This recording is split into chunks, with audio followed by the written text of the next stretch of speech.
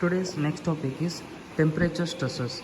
So basically temperature stresses will be depending upon the two type of conditions, that is a warping stresses and the frictional stresses. So here the first one is warping stresses, in that due to the daily variation of temperature, so daily variation of temperature, the CC slab will be depending upon the warping up and the warping downward direction. See, first one is warping stresses at no warping, because at the conditions of there is no temperature and there is a no cold condition. Okay, at that condition the CC slab will be remains constant. Okay, and second one, at a midday. See, at the midday means at the noon, at a 12 o'clock, the maximum temperature which is provided at the top. Okay, so here due to the sun rays, the temperature will be created at the top surface of a CC slab.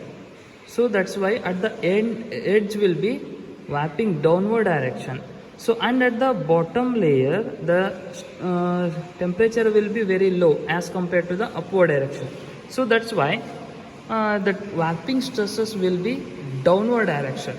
See, when the temperature, if consider a CC slab, due to the temperature varies, the maximum temperature at the top direction, top CC slab, and a very low temperature at the bottom.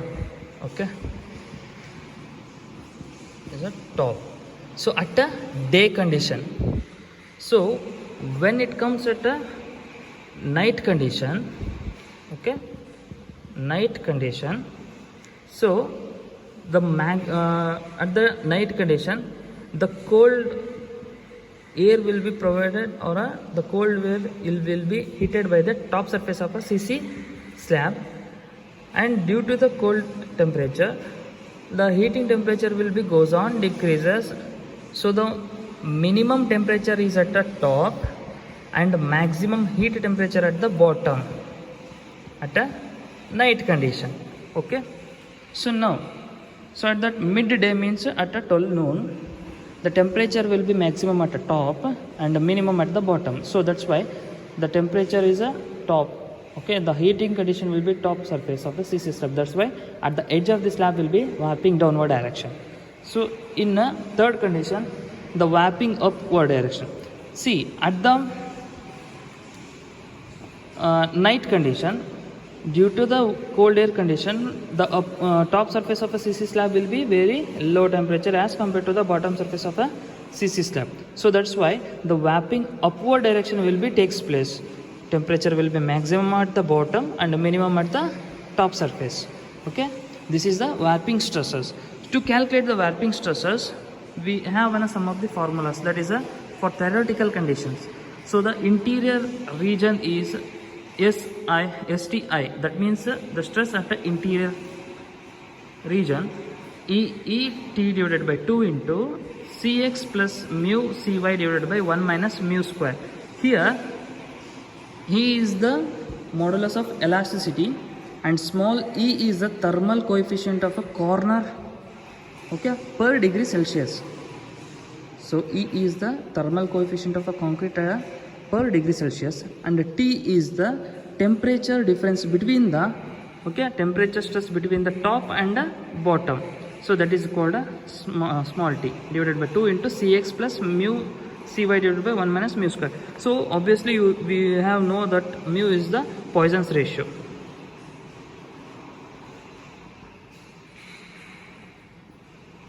Now Cx and Cy. So Cx and Cy means Cx can be determined by Lx by L. Okay, at the x direction, the length of the x direction divided by the radius of relative stiffness, we can find out the Cx value. And again Cy value is also same, Ly divided by small l. Okay, length of a slab in a y direction divided by the radius of relative stiffness.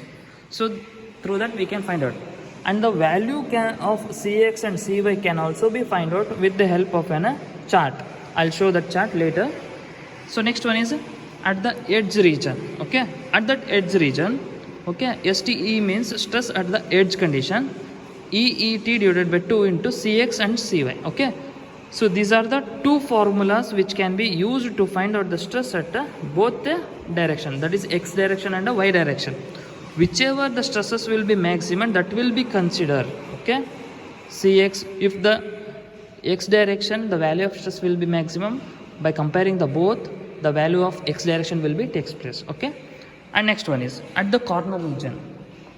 So at the corner region, the stress at the corner is formula, that is EET divided by 3 into 1 minus mu root of AL. Here all you know about the mu is the Poisson's ratio, E is an modulus of elasticity of a concrete, and E is the thermal coefficient of a concrete, and T is the temperature difference between the top and the bottom surface of a CC slab.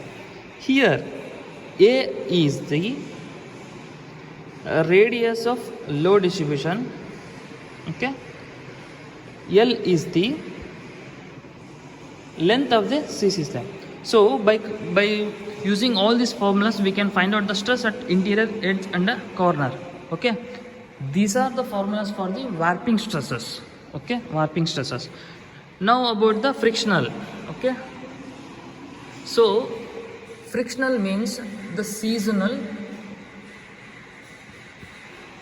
variation of temperature. Okay, warping stresses means daily variation of temperature. Okay, daily variation of temperature. See, warping stresses means daily variation of temperature, and frictional stresses means seasonal variation of temperature. So at the frictional stresses, the seasonal means, so when we consider the CC slab, okay,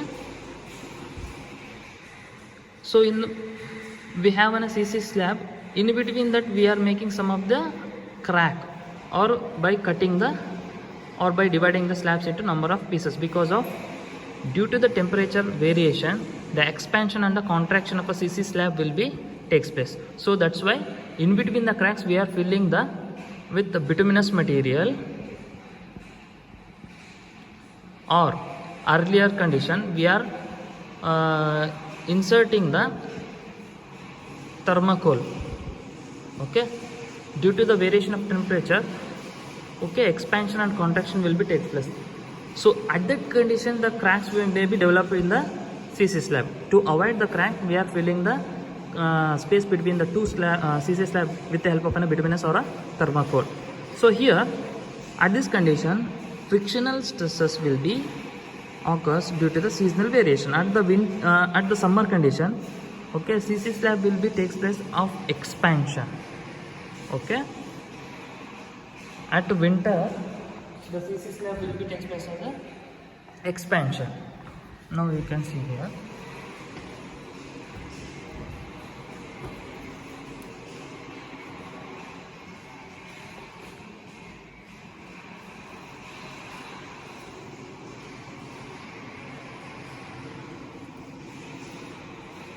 Okay, if we consider a slab, okay, this is the gap.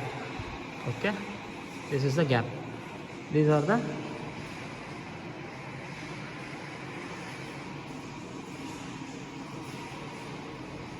both are the CC slab.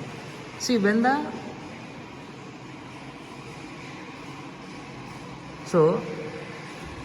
when in a summer season, okay,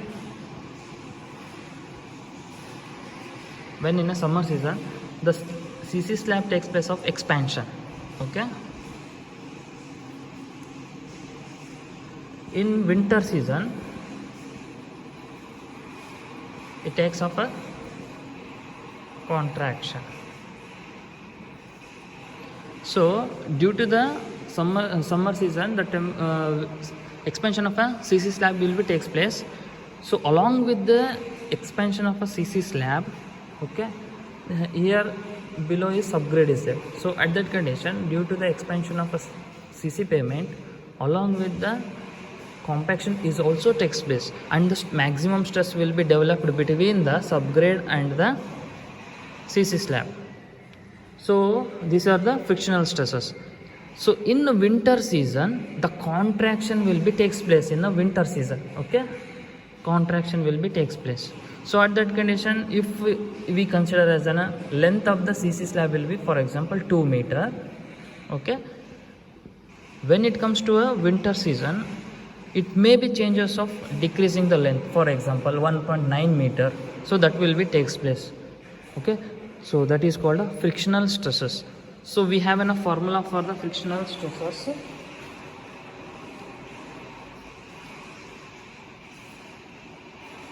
Okay, for the frictional stresses we have a formula.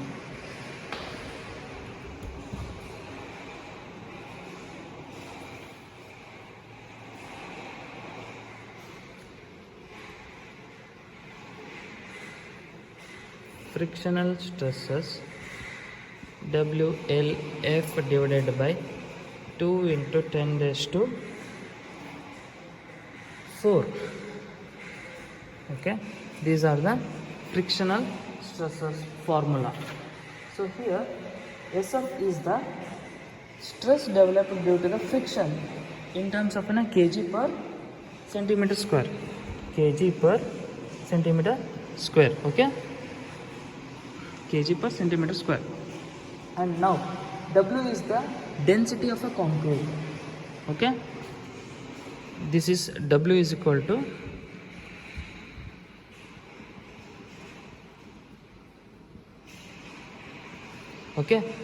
basically density of concrete will be takes place as a 2400 2400 kg per meter cube.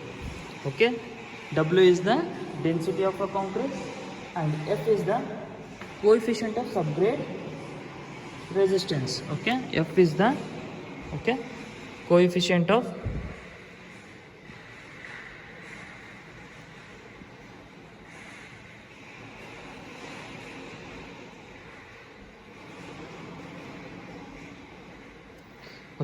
F is the coefficient of subgrade resistance. Basically F will be taken as more than 1.5 meter, more than 1.5 value. Okay, more than 1.5 value. Next, L is the length of a slab in terms of a meter. Okay, length of a slab. So these are the frictional stresses formula. Okay, frictional stresses formula is WLF divided by 2 into 10 raised to 4. Okay, so now at the last, we know that how to calculate the Cx and Cy. Okay, Lx by L divided by Ly by L. Okay, so through chart we can find out the value of Cx and